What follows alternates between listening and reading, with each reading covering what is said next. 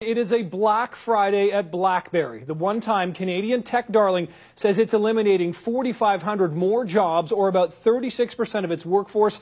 The company is not only losing talent, it's also losing money, a lot of it.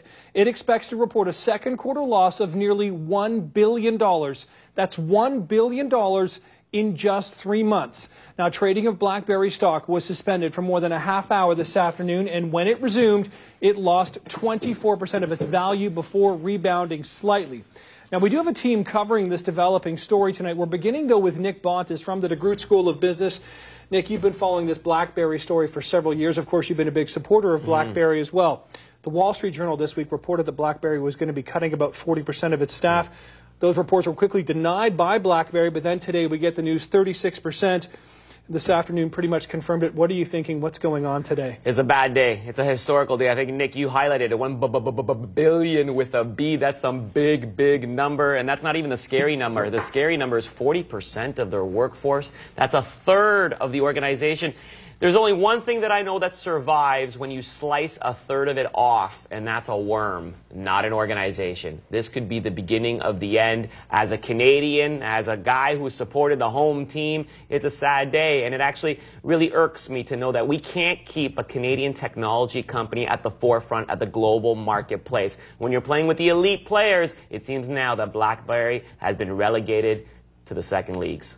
Wow, that's to hear those words coming out of your mouth really speaks to the significance of what's happening here. Now, earlier this week, BlackBerry was trying to put out some brighter news, and in fact, that may be why it denied those job cuts coming. The Z30, the bigger screen phone, is this something that could now be put on the back burner, or could it help in the future? You know, Nick, it doesn't really matter. You launched the Z30, you know, it's a little too much, but it's a little too late. That's the unfortunate thing. And right now, what consumer in their right mind would go out and spend several $100s on so-called BlackBerry's latest and greatest, not knowing if this organization is going to be around in its current form? So unfortunately, all this bad news will also affect any new product launches that happen in the short term. The other thing, Nick, you and I often will BBM each other's story ideas. The BBM service is now available to iPhones and Android phones.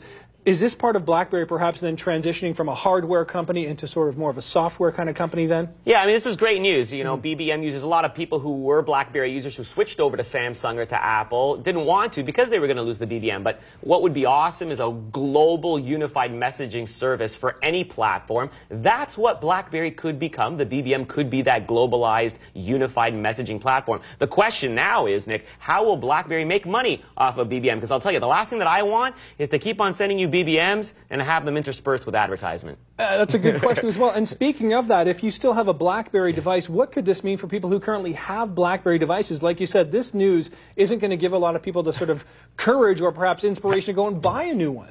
Well, I want to be polite here, and I don't want to call it a brick. But let's face it here. If you still have a BlackBerry and you're a supporter, nothing's going to happen in the short term. Your emails are still going to go through. You're going to be able to surf the web, take photos, and BBM. The question really is the long term. One of the reasons why I think the executives of BlackBerry have decided to lay off 40,000 people, 40% of their workforce, is to make themselves more attractive for an exit strategy. So an exit strategy from an organization doesn't mean that anybody who's still using a BlackBerry doesn't have any trouble at all. So if you're still using a BlackBerry, go ahead and still use it. Nothing happened in the short term. Okay, let's talk about BlackBerry in terms of context in the Canadian marketplace. We all remember what happened when Nortel went from about $120, $130 a share down to pennies. Of course, it was lawsuits. Now, of course, in that case, we know that there was a little bit of book cooking happening in Nortel.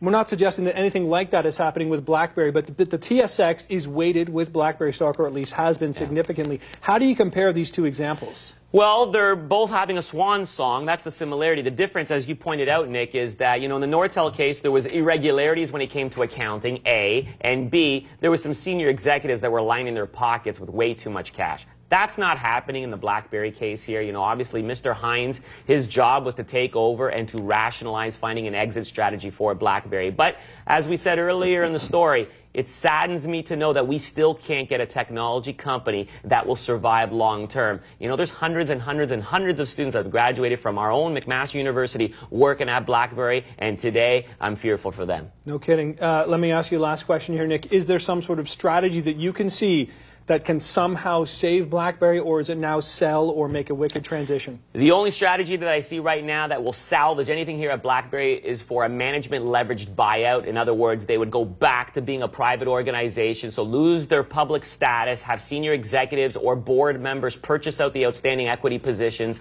start small again, and rebuild from scratch. And let me add, there was another organization that was once almost bankrupt, and that organization is now called Apple, so it can be done.